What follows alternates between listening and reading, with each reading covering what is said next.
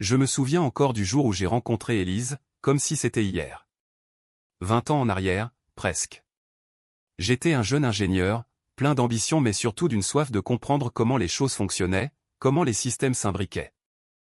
Elle était la lumière. Une force vive, un rire qui emplissait les couloirs de l'université, une intelligence pétillante qui ne demandait qu'à s'exprimer. Nos chemins se sont croisés dans un laboratoire d'électronique, ironiquement, un lieu de précision et de logique, où nos personnalités si différentes ont trouvé un équilibre inattendu. Je la regardais manipuler les oscilloscopes avec une grâce que je réservais aux tableaux de formules complexes, et elle me souriait avec cette étincelle qui me disait « Viens, le monde est plus grand que tes schémas ».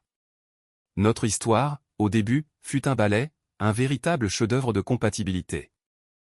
J'étais son encre, son roc silencieux. Elle était mon vent, ma muse, celle qui m'ouvrait à des horizons que mon esprit cartésien n'aurait jamais envisagés seul. Connais-tu ce sentiment, cette certitude absolue que tu as trouvé ta moitié, celle qui non seulement te complète mais te révèle à toi-même? C'était ça, Élise. Nos conversations s'étiraient tard dans la nuit, nos projets se mêlaient, nos rêves d'avenir s'entrelaçaient avec la force de lianes indestructibles. Nous parlions de fonder une famille, de bâtir une vie simple mais pleine de sens, loin des tumultes du monde, ancrée dans nos valeurs. Le temps a passé, et notre amour, comme un vieux vin, a pris de la profondeur, de la complexité. J'ai épousé Élise, non pas seulement sa personne, mais toute l'histoire qu'elle portait en elle, une histoire qui allait bientôt devenir la mienne. Son père, c'était un colosse. Pas tant par la taille que par la présence. Un homme bâti à l'ancienne, qui avait érigé un véritable empire industriel à partir de rien, à la sueur de son front, avec une poignée d'hommes et une vision. Son entreprise n'était pas qu'une usine, c'était un organisme vivant, un monument à la persévérance, à la qualité irréprochable et à la confiance. Dès notre première rencontre, j'ai senti le poids de son regard, à la fois scrutateur et bienveillant. Il voyait en moi un esprit analytique, une rigueur que sa fille, trop passionnée peut-être, ne possédait pas avec la même intensité. Il m'a invité à rejoindre l'entreprise, non pas comme un gendre privilégié, mais comme un jeune loup prometteur. J'ai d'abord hésité, craignant de me fondre dans l'ombre de son succès, de ne pas être reconnu pour mes propres mérites. Mais la perspective de travailler au cœur d'une telle machine, de mettre mes compétences au service d'une vision aussi noble, m'a finalement convaincu. Et c'est ainsi que ma vie s'est imbriquée dans le tissu de cette entreprise familiale, une entité qui respirait les valeurs de son fondateur. Les ateliers sentaient le métal chaud, l'huile de coupe et l'effort humain.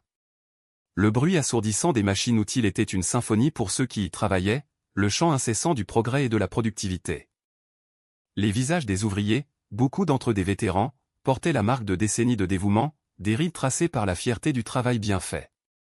La confiance n'était pas un simple mot sur une charte d'entreprise, c'était la monnaie d'échange de chaque transaction, de chaque poignée de main, de chaque engagement. Son père avait bâti tout cela sur le respect mutuel et l'engagement envers l'excellence. Il disait toujours, un produit qui quitte nos portes est une part de notre âme. Il doit être parfait. Mon rôle, au fil des années, est devenu celui de l'ingénieur de l'ombre. J'étais là pour résoudre les problèmes complexes, pour optimiser les processus, pour anticiper les pannes avant qu'elles ne se produisent. Mes journées étaient rythmées par le bourdonnement des serveurs, le crépitement des simulations informatiques et les visites inopinées dans les ateliers pour discuter avec les équipes, comprendre leurs défis quotidiens. J'étais celui qui implémentait les nouvelles technologies, qui rendaient les systèmes plus fluides, plus efficients, plus robustes. Pendant qu'Élise, avec son charisme naturel, brillait en public, signait des contrats, représentait l'entreprise lors de salons prestigieux, j'étais dans les coulisses, veillant à ce que le spectacle puisse continuer sans accroc. Elle était le visage, j'étais le moteur. Et, honnêtement, cela me convenait. Je n'ai jamais recherché les projecteurs. Ma satisfaction venait de la résolution d'un problème ardu, de la mise en place d'un système qui économisait des heures de travail, de la certitude que mes efforts contribuaient directement à la solidité de l'édifice. Pendant des années, j'ai vu l'entreprise grandir, prospérer, traverser les tempêtes économiques avec une résilience que seule une base solide pouvait offrir. J'étais fier de ce que nous construisions ensemble, fier de ma place, si discrète soit-elle. Élise, je le savais, ne mesurait peut-être pas l'ampleur de mes contributions techniques. Pour elle, j'étais son mari brillant, son soutien indéfectible. Mais son père, lui, voyait. Il avait cette perspicacité de ceux qui ont tout bâti eux-mêmes, une capacité à déceler le véritable pilier d'une structure, même s'il était dissimulé par l'apparat. Il venait parfois me voir, le soir, après que tout le monde soit parti, et nous discutions pendant des heures. Pas seulement des problèmes techniques, mais de la philosophie de l'entreprise, de son âme. Il me confiait ses doutes, ses espoirs, ses peurs. La vie, n'est-ce pas, est une succession de saisons. Et, inévitablement, certaines sont plus rigoureuses que d'autres. Les dernières années du père d'Élise furent marquées par un lent déclin. La maladie, insidieuse, s'est immiscée dans sa force inébranlable, grignotant sa vitalité petit à petit. Il n'était plus le colosse d'antan, mais un homme aux épaules courbées, le regard souvent perdu dans des réflexions lointaines. Il passait des heures dans son bureau, les mains posées sur les documents d'archives, comme s'il cherchait à puiser une dernière fois l'essence de son œuvre. Ses mots devenaient plus rares, mais chacun portait le poids d'une sagesse accumulée. Je sentais son inquiétude grandir, une angoisse silencieuse concernant l'avenir de son entreprise. Il avait passé sa vie à la construire, à la nourrir, à la faire prospérer. Et maintenant, il la voyait à la croisée des chemins, à la veille d'une transition. Les discussions, qui auparavant portaient sur l'innovation et l'expansion, se sont transformées en des monologues poignants sur la pérennité. Il me parlait d'Élise, bien sûr, de sa fille unique, de son amour inconditionnel pour elle. Mais il parlait aussi de ses craintes. Il admirait sa passion, son énergie débordante, sa capacité à inspirer les foules. Mais il voyait aussi une certaine impulsivité, un manque de rigueur dans l'analyse des chiffres, une tendance à se laisser emporter par les grandes idées sans toujours en sonder les fondations. Il avait toujours été un homme de détails, de faits, de risques calculés. Élise, elle, était une femme de vision, parfois au détriment de la prudence.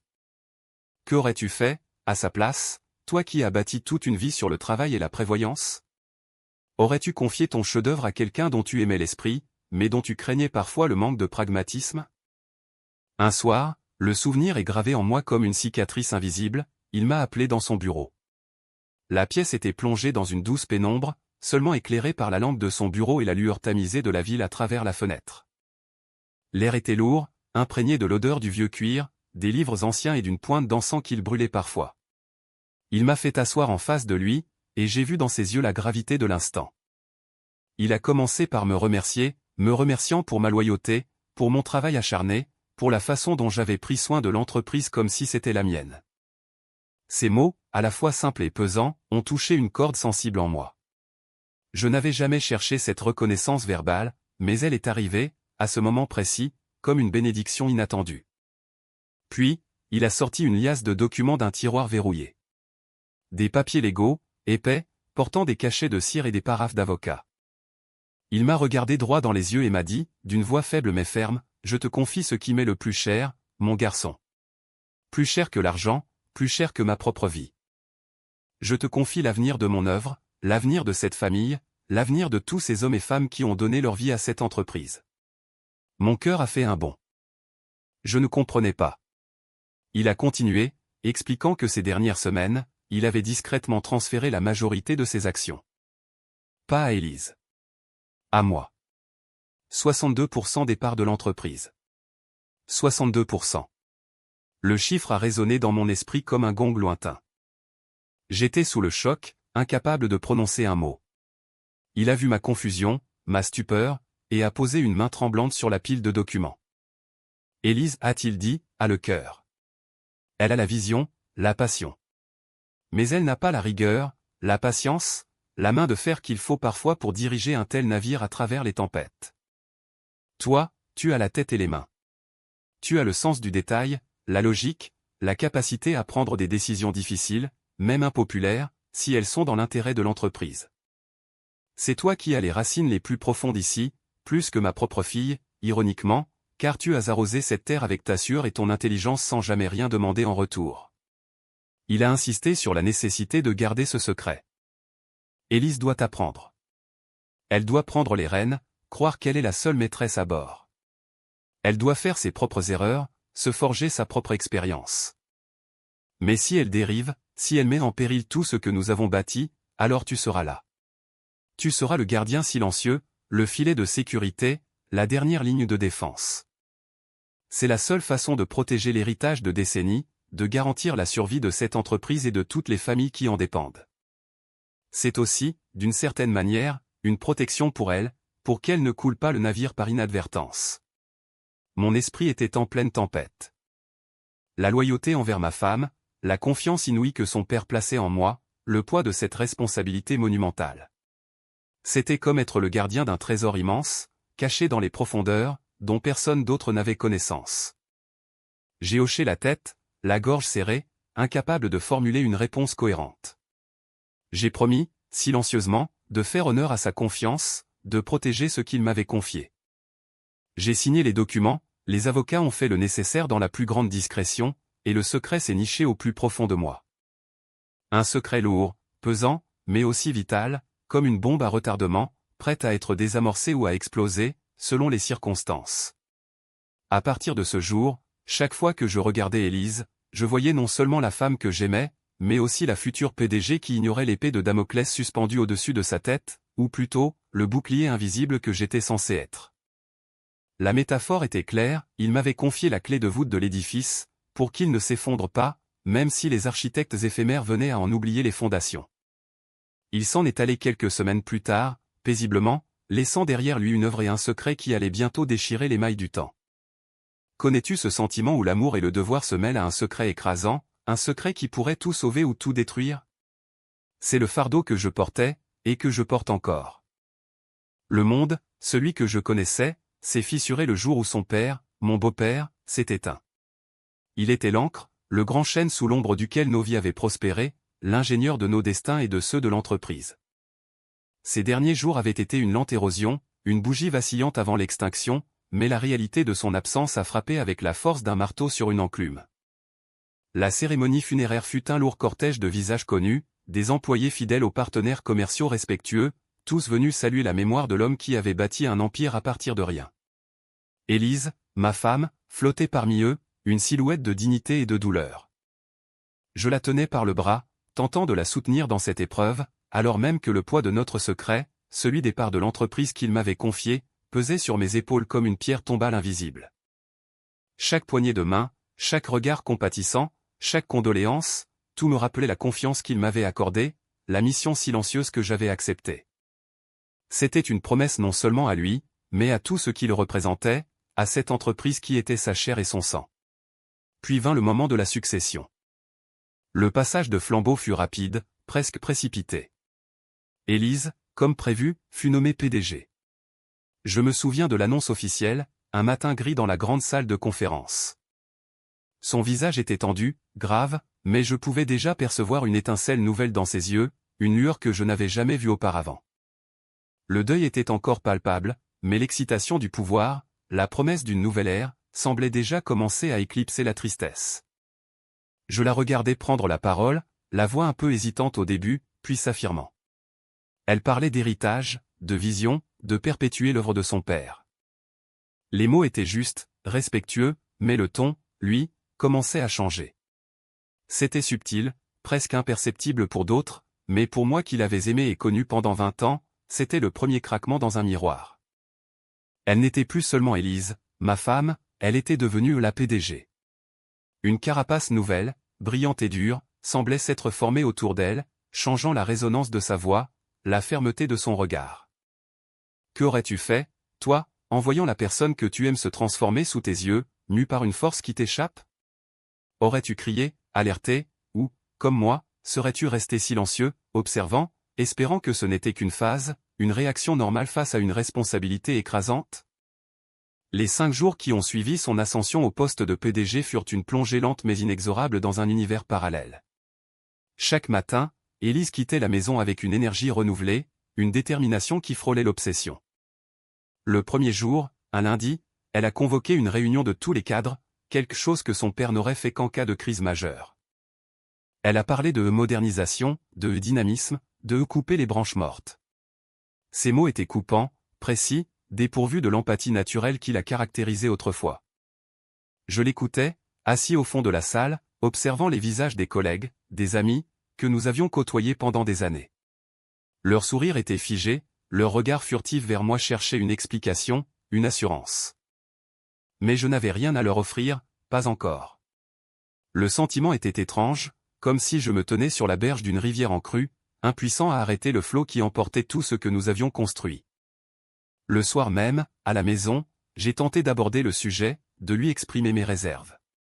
Élise, ne penses-tu pas que c'est un peu rapide? Les équipes ont besoin d'être rassurées, pas bousculées. Elle m'a regardé d'un air absent, son téléphone à la main, déjà absorbé par ses emails. Mon cher, ce n'est pas ta responsabilité. Je suis la PDG maintenant, j'ai une vision. Son père avait une approche, j'ai la mienne. C'est le nouveau monde, il faut s'adapter, ou être adapté. La froideur de ces mots m'a frappé de plein fouet.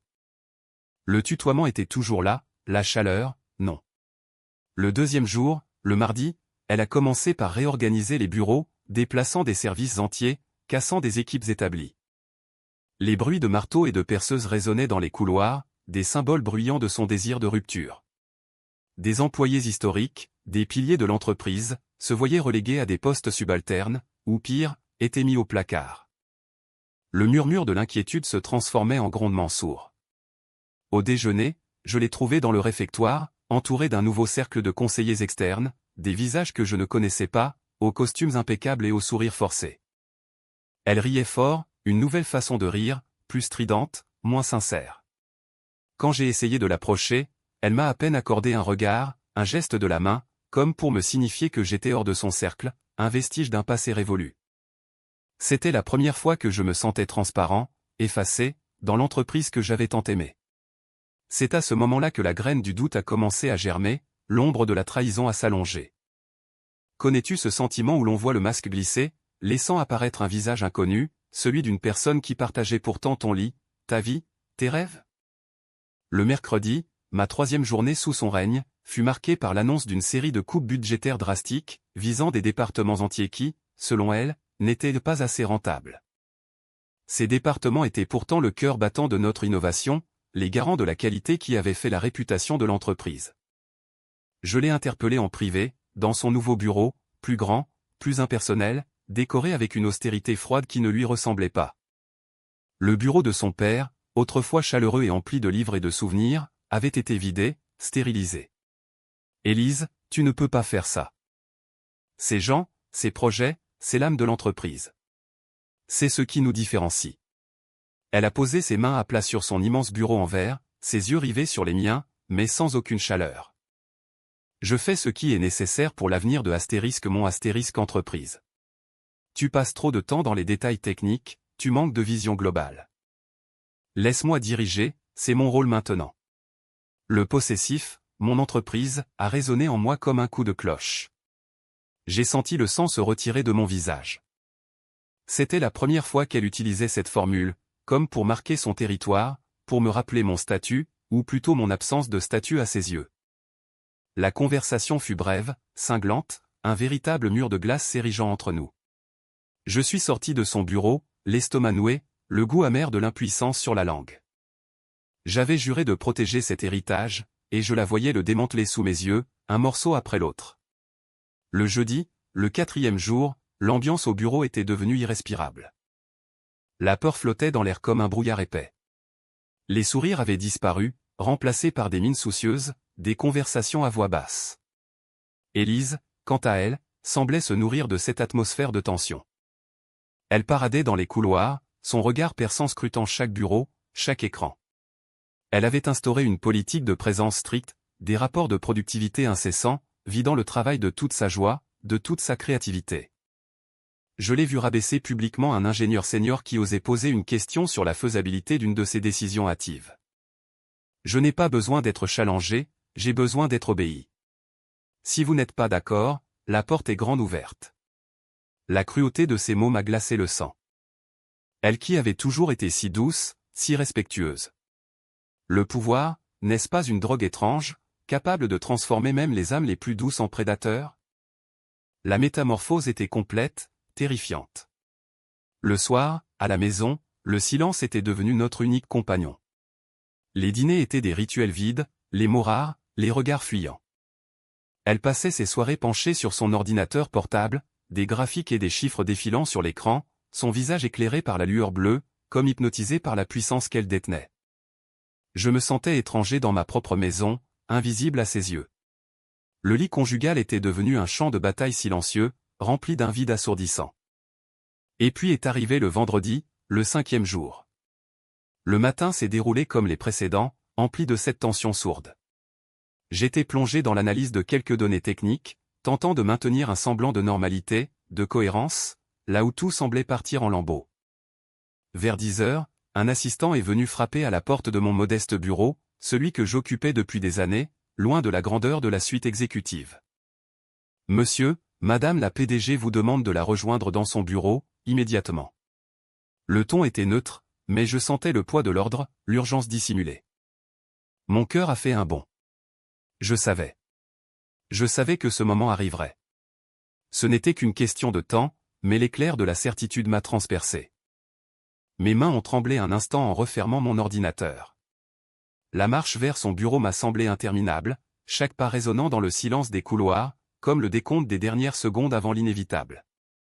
Les visages que je croisais étaient à la fois curieux et fuyants, des yeux qui s'attardaient un instant avant de plonger dans leurs écrans, comme s'ils pressentaient la scène à venir, mais ne voulaient pas en être témoins. L'air était lourd, saturé d'électricité statique. Quand je suis entré, elle était assise derrière son grand bureau en verre, les mains jointes, son visage parfaitement impassible. Elle portait un tailleur gris foncé, d'une coupe impeccable, qui lui donnait une allure encore plus autoritaire. L'élégance froide d'une statue. Pas un sourire, pas un mot de bienvenue, juste un geste sec de la main vers la chaise en face d'elle. Le fauteuil était neuf, en cuir noir, imposant, inconfortable. Il semblait avoir été choisi pour accentuer la distance, la hiérarchie. Je me suis assis, le dos droit, fixant son regard sans ciller, même si mon estomac se tordait sous la tension.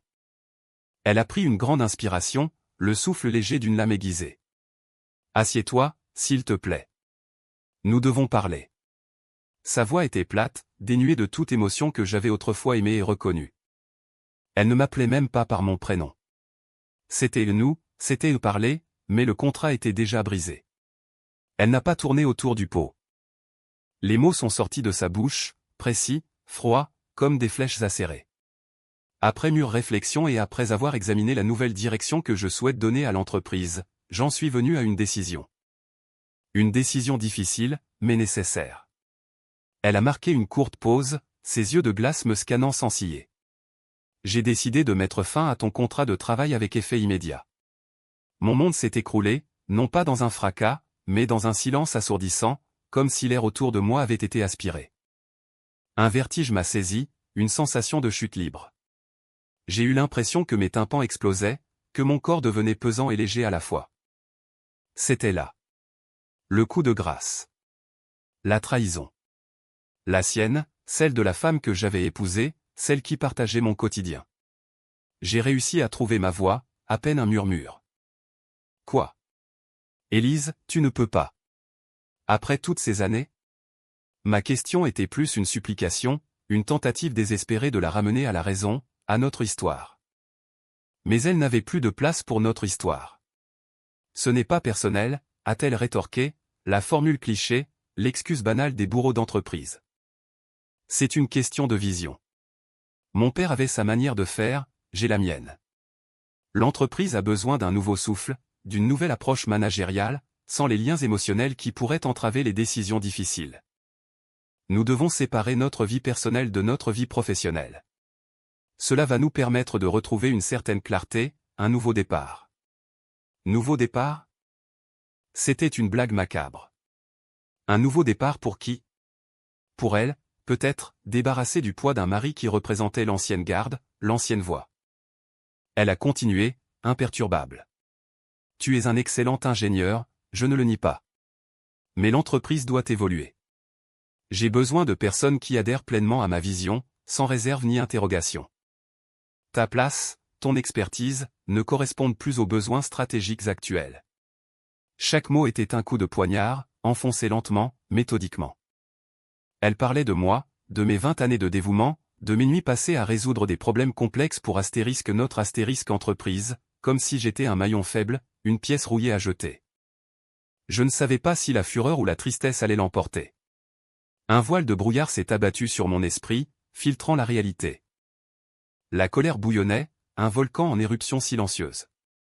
L'humiliation était d'une telle intensité que j'ai senti mes joues rougir, non pas de honte, mais d'une rage impuissante. Cette femme, ma femme, me jetait comme un vulgaire objet, après avoir profité de mon travail, de mon soutien, de mon amour. La trahison n'était pas seulement professionnelle, elle était intime, personnelle, une déchirure au plus profond de mon être. Elle n'avait même pas un gramme d'humanité, de compassion pour l'homme avec qui elle avait partagé tant d'années. Son regard était vide d'émotion, froid et résolu, comme si elle exécutait un protocole préétabli. Elle m'avait transformé en un simple dossier, en une ligne sur un organigramme à supprimer. Elle a ensuite glissé un dossier épais sur la table, avec un stylo. Les documents de ton licenciement sont prêts. Ton solde de tout compte, tes indemnités. Tout est conforme à la loi. Signe-les, s'il te plaît, pour que nous puissions procéder rapidement. Le geste était symbolique, la désinvolture de l'exécution, la froideur administrative. Elle m'offrait un chemin de croix, une sortie de scène sans gloire, sans dignité. Mes mains, mes vieilles mains d'ingénieur qui avaient bâti, réparé, créé, tremblaient légèrement. Mais un autre sentiment, plus puissant encore que la rage et l'humiliation, a commencé à prendre le dessus. C'était la certitude. La certitude que ce n'était pas la fin. La certitude que le grand chêne que son père avait planté ne serait pas abattu si facilement. J'ai pris le stylo, mes yeux fixés sur les siens. J'ai vu un éclair de surprise, une pointe d'interrogation dans son regard, sans doute s'attendait-elle à une explosion de colère, à des supplications. Mais j'ai gardé le silence. J'ai signé les documents. Chaque trait de plume était un acte, non pas de résignation, mais de dissimulation. Je signais ma sortie, oui, mais je signais aussi son arrêt. Elle ne savait pas. Elle ne savait absolument rien. Mon silence était ma force, mon acceptation apparente était ma lame. Le regard qu'elle me jeta après ma signature était empreint d'un mélange de soulagement et d'une condescendance à peine voilée. Comme si elle venait de clore un chapitre insignifiant, de se débarrasser d'un fardeau. Elle m'a tendu la main, pour la forme. Je te souhaite bonne chance pour la suite. J'espère que tu comprendras ma décision avec le temps. Sa poignée de main était ferme, impersonnelle, le contact glacé d'un pacte rompu. Je me suis levé, sans mot dire. Le silence était ma seule réponse. En me retournant pour quitter son bureau, j'ai jeté un dernier regard à cette femme qui était mon épouse. Elle était déjà penchée sur de nouveaux documents, le visage absorbé, l'esprit déjà ailleurs, loin de moi, loin de tout ce que nous avions été. C'était fini. Pour l'instant. Mais le vrai jeu n'avait pas encore commencé. J'ai senti l'air quitter mes poumons comme un vieux soufflet d'accordéon, vidé de sa mélodie. Mes muscles se sont tendus, une toile d'araignée invisible se tissant autour de mon cœur. 5 jours. 5 jours, et l'édifice de 20 ans, l'amour, la confiance, l'avenir que nous avions bâti brique par brique, s'effondrait, non pas sous le poids d'un tremblement de terre inévitable, mais sous le souffle glacé d'une femme que je croyais connaître, d'une femme que j'aimais. Elle m'avait licencié. Moi. Son mari. Le père de ses enfants. Le pilier silencieux de cette entreprise qu'elle tenait désormais dans ses mains, des mains encore inexpérimentées, mais déjà si froides. Qu'aurais-tu fait, à ma place? Aurais-tu crié? Aurais-tu imploré? Ou aurais-tu, comme moi, senti cette chape de plomb s'abattre, te laissant à la fois abasourdi et étrangement lucide? Mon visage, je le sentais, était une page blanche, une toile vierge où aucune émotion ne devait transparaître. La douleur était là, vive, perçante, comme un éclat de verre invisible logé sous la peau, mais j'ai serré les mâchoires, j'ai contracté chaque fibre pour ne rien laisser paraître. C'était une danse macabre, une pièce de théâtre dont j'étais le spectateur et l'acteur malgré moi.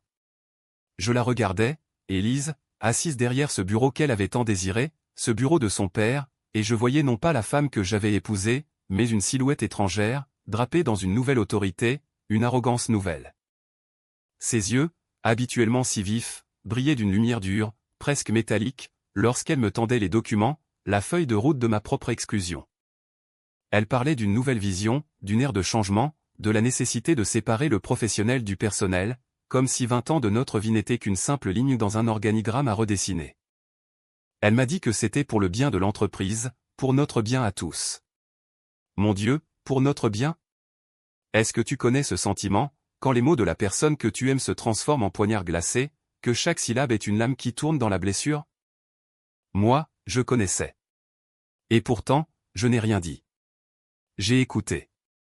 J'ai hoché la tête.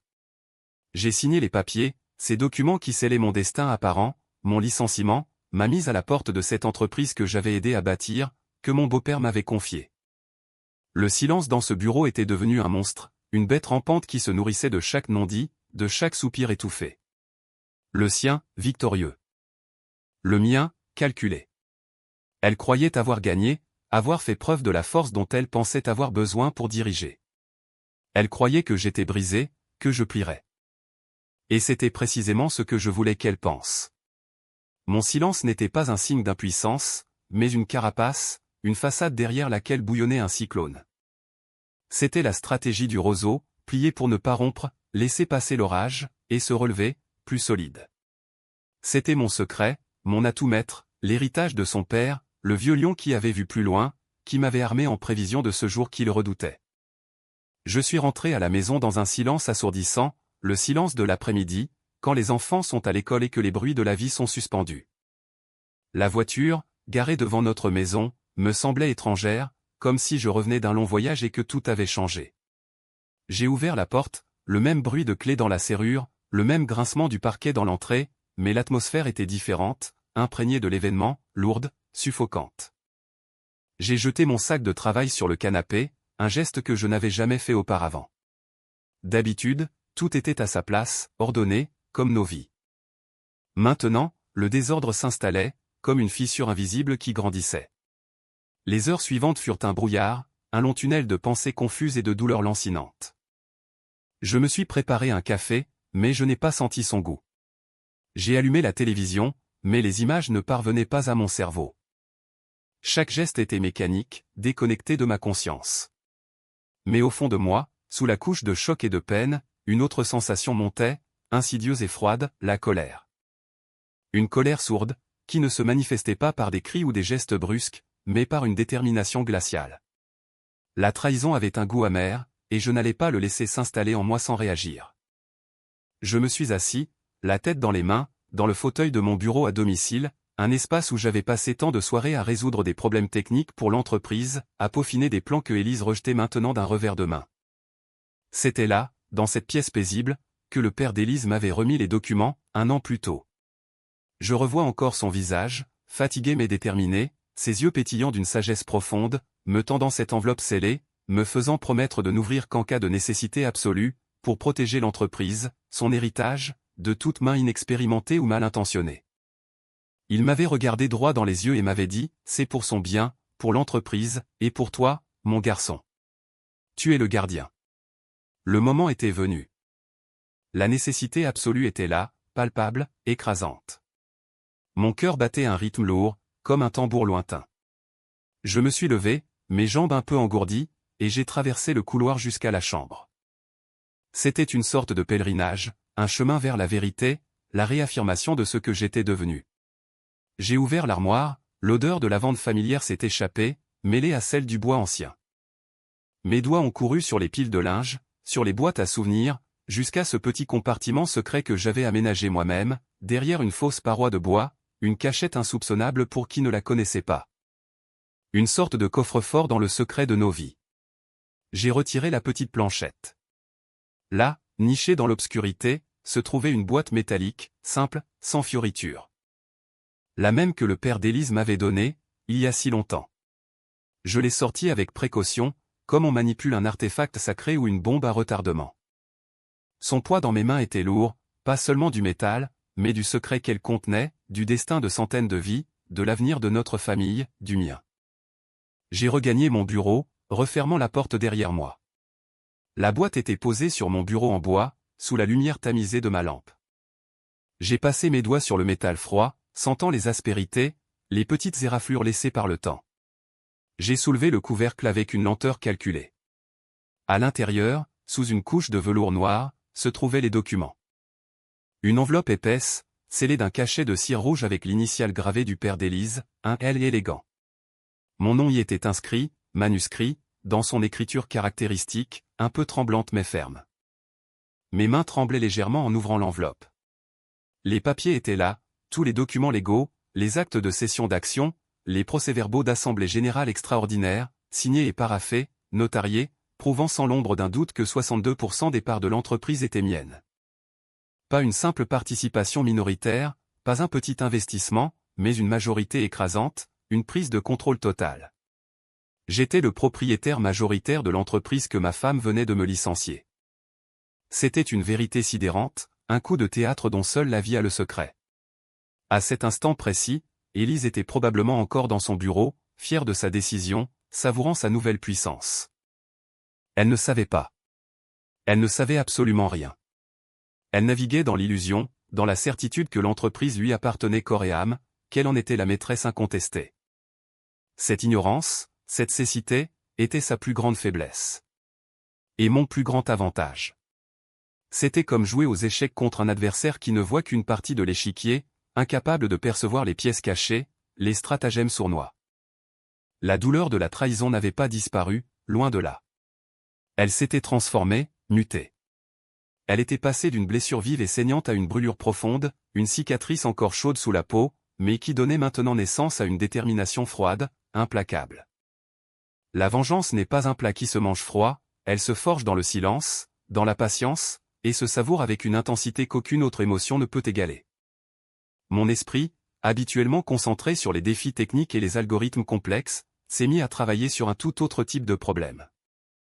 Un problème de stratégie humaine, de timing, de psychologie.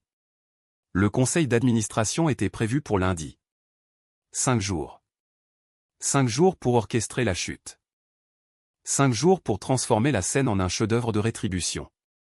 J'ai passé le reste de l'après-midi, et une grande partie de la nuit, plongé dans les documents, les relisant, les analysant sous tous les angles. Je voulais m'assurer qu'il n'y avait aucune faille, aucune ambiguïté. Chaque clause, chaque signature, chaque date était impeccable. Mon beau-père, même dans sa maladie, avait été méticuleux, un véritable stratège jusqu'à son dernier souffle. Il avait pensé à tout. Il m'avait préparé. Le silence de la nuit était mon allié. Ma maison, notre maison, était devenue mon quartier général. J'ai sorti mes carnets, mes stylos. J'ai commencé à esquisser des scénarios, à anticiper les réactions. Le conseil d'administration, d'ordinaire une formalité, allait devenir une arène, un tribunal improvisé. Qui serait présent? Les membres du conseil, des figures respectées, certaines loyales à la famille, d'autres plus pragmatiques. Il y aurait M. Dubois, le vieux comptable, un homme d'une intégrité sans faille, et Madame Chevalier, la directrice des ressources humaines, toujours prompte à défendre les employés. Et puis, bien sûr, les directeurs des différents départements, certains que Élise avait déjà commencé à écarter. Je devais être impeccable. Mon discours devait être clair, concis, irréfutable. Pas d'émotions superflues, pas de pathos. Juste les faits, la loi, et la révélation brutale d'une vérité cachée. Je devais les amener à comprendre la gravité de la situation, la menace qui pesait sur l'entreprise si la direction actuelle, celle d'Élise, persistait. Mon licenciement n'était que la pointe de l'iceberg. La trahison de la confiance, l'incompétence managériale, le mépris des valeurs fondamentales de l'entreprise, tout devait être mis en lumière. J'ai imaginé la scène, maintes et maintes fois. Élise, assise à la tête de la table, son visage illuminé par le triomphe, prête à annoncer ses grandes réformes, ses restructurations impitoyables.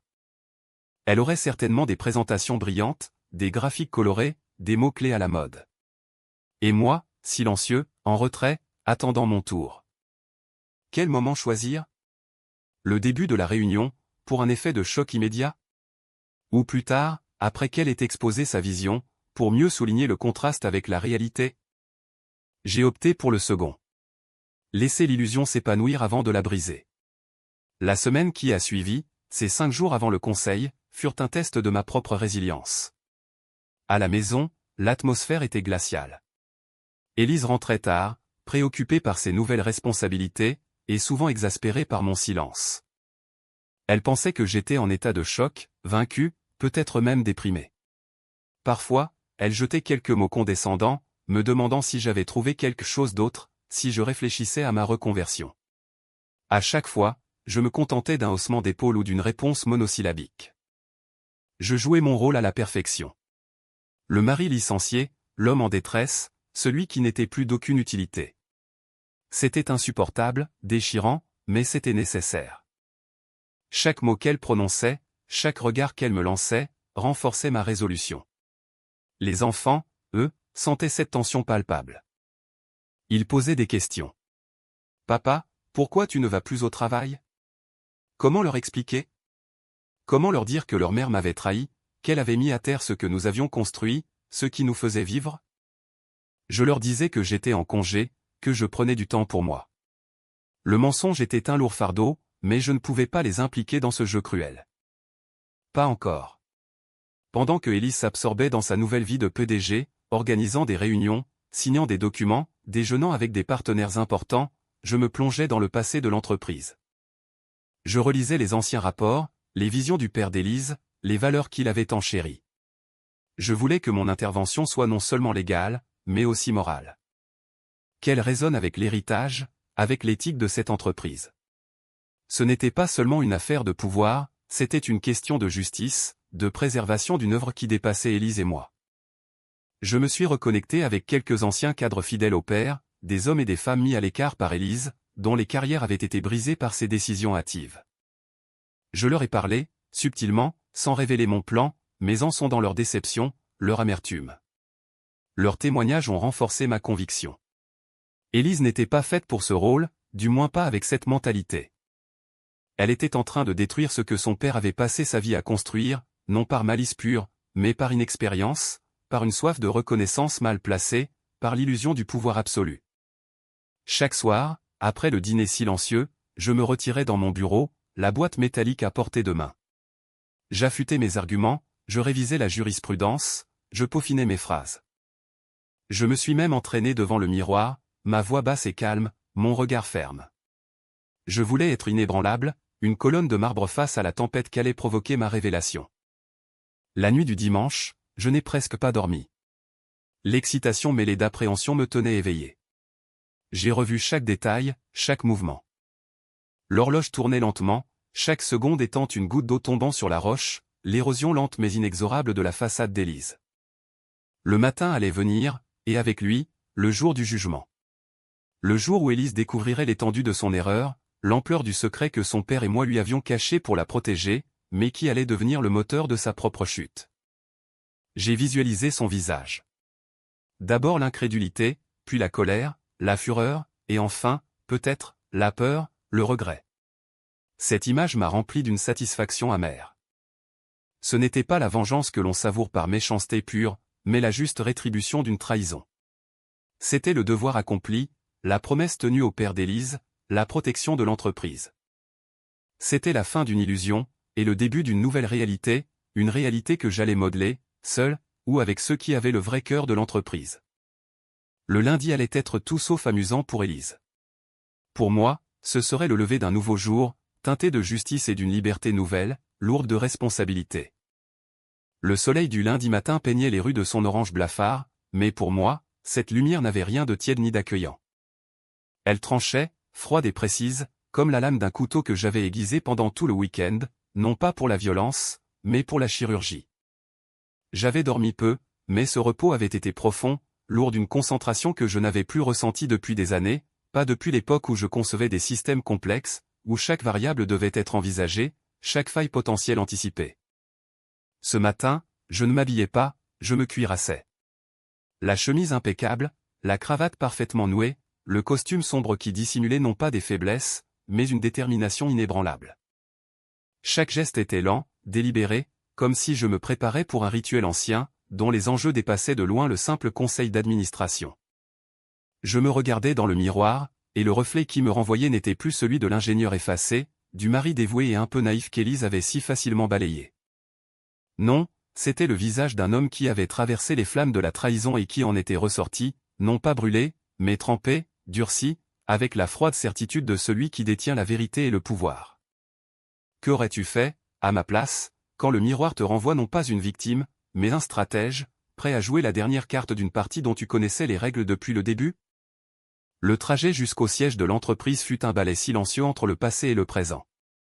Chaque panneau de signalisation, chaque bâtiment familier sur le chemin, ravivait des souvenirs d'une vie que je croyais avoir construite pierre par pierre, main dans la main avec Élise. Je revoyais le père d'Élise, mon beau-père, au volant de sa propre voiture, me racontant avec passion l'histoire de chaque recoin de cette ville, de chaque défi surmonté pour faire grandir son entreprise. Ce n'était pas seulement des briques et du mortier, c'était son sang, sa sueur, son âme qui imprégnait ses murs. Et moi, j'avais été le gardien de cette flamme, le protecteur silencieux de ce temple, désigné par le bâtisseur lui-même. Aujourd'hui, j'allais en reprendre les clés, non pas par avidité, mais par devoir, par nécessité. L'atmosphère à l'entrée du bâtiment était électrisée, tendue.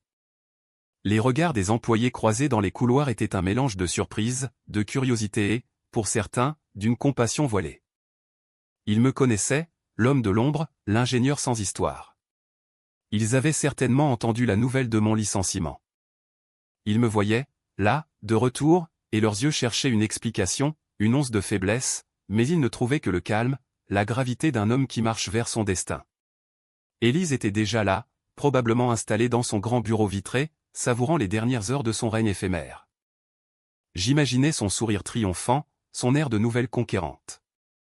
Elle ne se doutait pas que l'écho de ses pas dans ses couloirs allait bientôt se muer en un murmure d'effroi. La salle du conseil d'administration, au dernier étage, était un sanctuaire de bois précieux et de technologie froide. La grande table de sycomore laquée brillait sous l'éclairage des spots encastrés, reflétant les visages tendus des membres du conseil déjà présents. Les chaises en cuir noir, aussi imposantes qu'elles étaient confortables, semblaient attendre un verdict.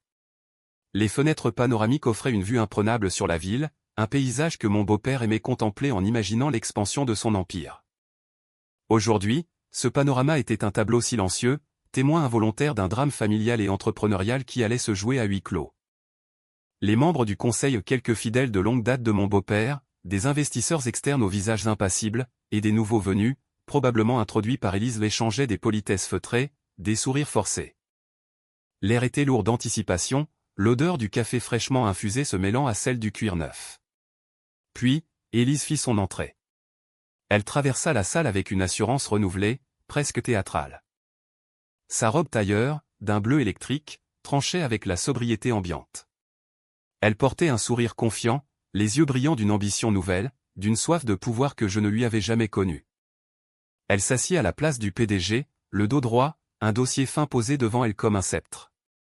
Elle me lança un regard furtif, un mélange de condescendance et de défi, comme si elle s'attendait à me voir écrasé, réduit à néant. Qu'a-t-elle vu dans mes yeux à ce moment-là? Pas de tristesse, pas de colère. Juste le vide d'une surface polie, impénétrable.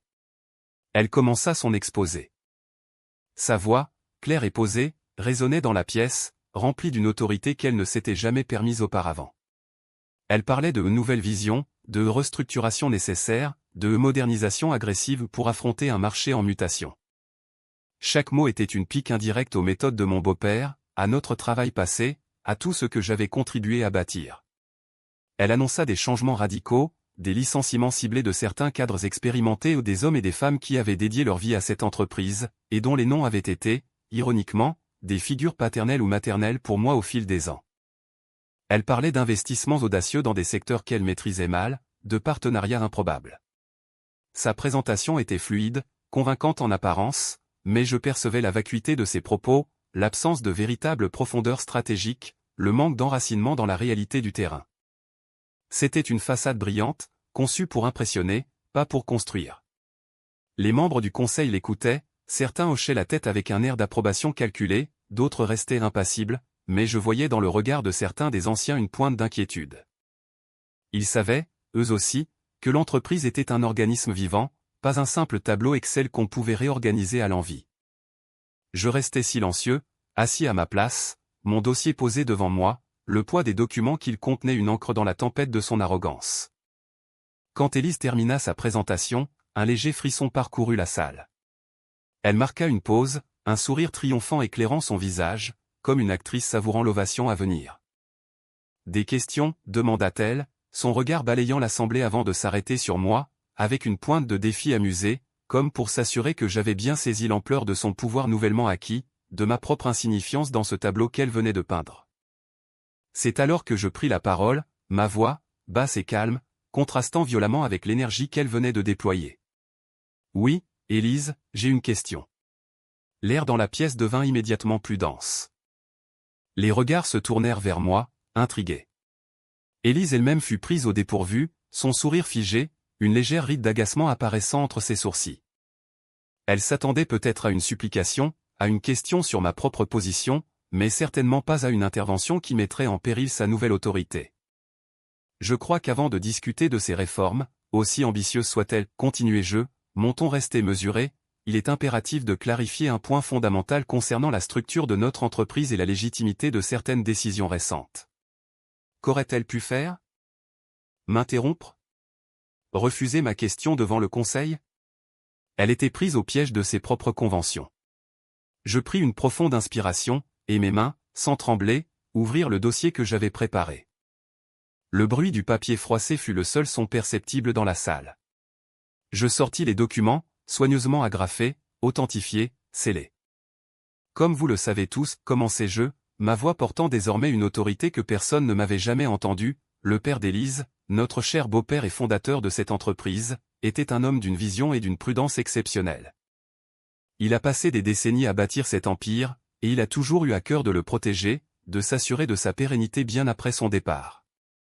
Je marqua une pause, laissant mes mots s'imprégner dans l'esprit des membres du conseil, les ramenant à la figure paternelle et respectée qu'il avait été.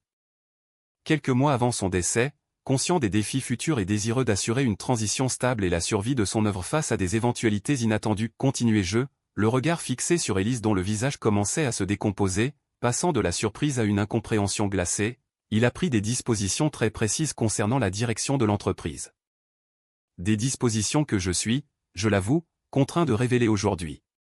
Je fis glisser les documents sur la table, les poussant vers le centre, où chacun pouvait les voir, les lire. Ces documents, dis-je, ma voix s'élevant légèrement, emplis de la gravité de l'instant, sont des actes de cession de parts, dûment signés, contresignés par notaire, et enregistrés.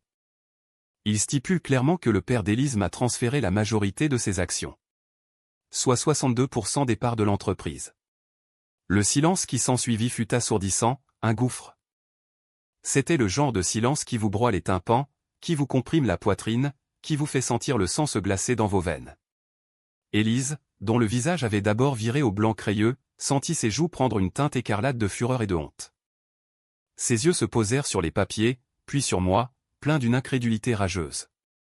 Les autres membres du conseil, eux, étaient figés, certains penchés en avant pour mieux lire, d'autres se reculant, leurs mains frôlant leur gorge comme pour s'assurer qu'ils pouvaient encore respirer. Le choc fut palpable, une onde de stupeur se propageant dans l'air. On aurait dit que le temps s'était arrêté, suspendu à cette révélation inattendue, à cette bombe que je venais de larguer au cœur de leur petit royaume. Qu'auraient-ils fait, eux, en découvrant que le petit employé, le mari effacé, détenait en réalité les rênes de l'Empire, le vrai pouvoir? En d'autres termes, Élise, poursuivis-je, sans lever le ton, la voix aussi froide que l'acier, mais sans aucune émotion transparaissant, je suis le propriétaire majoritaire de cette entreprise. Cela signifie que toutes les décisions stratégiques, toutes les nominations, tous les licenciements, doivent être approuvés par l'actionnaire majoritaire. Par moi. La lumière du jour qui inondait la salle semblait soudainement trop forte, trop crue, éclairant la décomposition du visage d'Élise. Elle tenta de parler, des sons inarticulés, comme si ses cordes vocales s'étaient nouées. C'est impossible. C'est un faux. Mon père n'aurait jamais, bégaya-t-elle, les yeux injectés de sang. Au contraire, Élise, répondis-je, avec la même implacable clarté, votre père l'a fait, et ces documents en sont la preuve irréfutable. Il a agi ainsi pour protéger son entreprise, son héritage, contre toute forme de gestion hâtive ou inexpérimentée. Il a vu des choses, des faiblesses, des risques que vous-même n'avez peut-être pas perçus. Et il a eu confiance en moi, en ma capacité à maintenir sa vision, à assurer la pérennité de son œuvre. Je sentais la vérité, brutale, s'écraser sur elle, l'écraser sous son poids. Par conséquent, repris-je, sans lui laisser le temps de se ressaisir, je suis ici aujourd'hui non pas en tant qu'ancien employé, mais en tant qu'actionnaire majoritaire. Et à ce titre, je dois malheureusement invalider la décision que vous avez prise de me licencier il y a 5 jours. Mon licenciement est nul et non avenu. Un murmure parcourut la salle, moins de surprise que de constatation juridique. Les investisseurs externes, pragmatiques, commençaient à échanger des regards. Ils voyaient une menace écartée, une stabilité rétablie, même si c'était au prix d'un scandale. De plus, continuai-je, le coup de grâce. Étant donné la nature des décisions que vous avez tenté de prendre, votre manque de considération pour la vision fondatrice de cette entreprise, et votre incapacité manifeste à gérer une situation critique sans précipitation ni discernement, il me semble que la survie de cette entreprise exige un changement immédiat à sa tête. Je posai mes mains à plat sur la table, regardant Élise droit dans les yeux, son visage maintenant un masque d'horreur et de haine. Je demande la destitution immédiate d'Élise de son poste de PDG de l'entreprise. Le silence retomba, plus pesant encore que la première fois, un silence d'enterrement. Élise se leva brusquement de sa chaise, son dossier glissant au sol avec un bruit sec qui résonna comme un coup de feu. « Tu ne peux pas me faire ça. C'est mon entreprise. C'est l'héritage de mon père, hurla-t-elle, sa voix brisée, ses yeux rouges de larmes de rage. Elle semblait plus petite, plus frêle, sa façade de pouvoir s'étant effondrée en un instant. C'était aussi l'héritage de votre père, Élise, répondis-je, une tristesse amère dans la voix, car même dans ce moment de justice implacable, il y avait le deuil de ce que nous avions perdu, de ce que nous aurions pu être. Et il a choisi de me le confier. Parce qu'il avait compris que l'entreprise devait passer avant tout, même avant les liens du sang, quand ces liens ne garantissaient plus sa survie. Les membres du conseil, après quelques instants d'hésitation, commencèrent à hocher la tête, certains avec soulagement, d'autres avec une résignation forcée. Les enjeux étaient trop importants. L'entreprise, ses employés, ses actionnaires minoritaires, tout dépendait de cette décision. Le pouvoir avait changé de main, non pas dans le vacarme d'une révolution, mais dans le silence tranchant d'une vérité longtemps cachée. Élise me lança un dernier regard, un regard si lourd de haine et de trahison que j'eus l'impression d'être transpercé. Ce n'était plus la femme que j'avais aimée, celle avec qui j'avais partagé des rêves et des projets. C'était une étrangère, rongée par l'amertume de sa propre défaite, de sa propre cécité. Elle quitta la salle du conseil d'administration sans un mot de plus, laissant derrière elle un vide glacial, un parfum de défaite. La porte se referma doucement, son claquement final sonnant le glas de son règne. Je me sentais vide, paradoxalement. Pas de triomphe éclatant, pas de joie vengeresse, juste le poids immense de la responsabilité qui venait de me retomber dessus. Le père d'Élise avait voulu protéger son œuvre, et c'était ce que je devais faire maintenant. Je n'avais pas cherché ce pouvoir, il m'avait été confié par un homme sage qui avait anticipé les faiblesses. Qu'aurais-tu fait quand la victoire a le goût des cendres, quand la justice est teintée de la douleur de ce qui a été perdu à jamais? Le reste du conseil se déroula dans un climat tendu mais pragmatique. Les documents furent examinés, la légalité de ma position confirmée par l'avocat de l'entreprise. Les réformes d'Élise furent immédiatement suspendues. Il me fallut annoncer à l'ensemble du personnel, dans les heures qui suivirent, le changement de direction, une tâche ingrate et douloureuse. Je l'ai fait avec humilité, sans jamais dénigrer Élise, mais en réaffirmant les valeurs fondamentales de l'entreprise, celles que mon beau-père avait toujours défendues. La nouvelle se répandit comme une traînée de poudre, et l'onde de choc fut palpable. Les réactions furent diverses, la surprise, le soulagement pour certains qui craignaient pour leur emploi, la consternation pour d'autres. Mais au fond, je savais que la majorité des employés avaient perçu la dérive d'Élise, son manque d'écoute, sa soif de changement pour le changement. Je devais maintenant panser les plaies, restaurer la confiance, et surtout, protéger l'héritage. Les jours et les semaines qui suivirent furent une course contre la montre. Je travaillais sans relâche pour annuler les décisions hâtives d'Élise, pour rassurer les équipes, pour remettre l'entreprise sur les rails de la prudence et de l'innovation mesurée. La maison était devenue un lieu silencieux, un mémorial de notre passé. Élise était partie, sans un mot, sans même un regard en arrière. Elle avait pris quelques affaires, et s'était volatilisée, emportant avec elle la rancœur et le déni. Le divorce était inévitable, mais il ne fut qu'une formalité administrative, la fin d'une histoire déjà morte. Je me retrouvais seul, avec la plus grande entreprise de ma vie entre mes mains, et le fantôme d'une relation brisée planant au-dessus de tout. La vie après cette tragédie n'était pas celle que j'avais imaginée. La solitude était une compagne constante, un écho persistant dans les grandes pièces de la maison, dans le silence de mes soirées. Le succès professionnel que j'avais si longtemps recherché dans l'ombre, m'était tombé dessus de la manière la plus inattendue et la plus douloureuse qui soit. Je me suis souvent posé la question, avais-je fait le bon choix? Avais-je trahi ma propre affection pour Élise en respectant la volonté de son père? Ou avais-je simplement agi par devoir, pour préserver ce qui devait l'être? La réponse n'est jamais simple. La vie est un enchevêtrement de choix, de compromis, de silence. Chaque décision, même la plus anodine, peut avoir des répercussions sismiques, changer le cours d'une existence, faire basculer un empire. La confiance, ce fil invisible qui tisse les relations humaines, est si fragile, si facile à briser, et si difficile, voire impossible, à reconstruire. Élise a laissé le pouvoir la corrompre, aveuglée par une ambition soudaine, ignorant les fondations sur lesquelles tout reposait. Et moi, j'ai dû devenir le bourreau silencieux de ma propre histoire d'amour, pour sauver l'œuvre d'un autre, mais aussi, peut-être, une part de ma propre intégrité. Cette histoire, mon histoire, aurait pu arriver n'importe où, à n'importe qui. Il suffit d'un instant de faiblesse, d'une soif de pouvoir mal placée, d'un secret trop lourd à porter. Elle parle de la fragilité de nos constructions, de la force des liens familiaux et de leur potentielle toxicité, de la trahison qui ne vient pas toujours de l'extérieur, mais parfois du cœur même de ce que l'on croit être son foyer. Elle rappelle que les démons intérieurs, les peurs, les doutes, peuvent nous pousser à des actes irréfléchis, et que les circonstances extérieures, l'argent, la société, ne font qu'amplifier ces failles. Je partage mon histoire aujourd'hui non pas pour me plaindre, ni pour chercher la pitié, mais pour la réflexion. Que aurais-tu fait à ma place? Jusqu'où irais-tu pour protéger un héritage, une vision, une entreprise, quand la personne que tu aimes devient la menace la plus grande? Connais-tu ce sentiment où la victoire a le goût de la perte, où la justice est amère? La vie continue, l'entreprise prospère sous ma direction, mais une partie de moi est restée dans cette salle du conseil, ce lundi matin, quand le silence a englouti tout ce que je croyais connaître.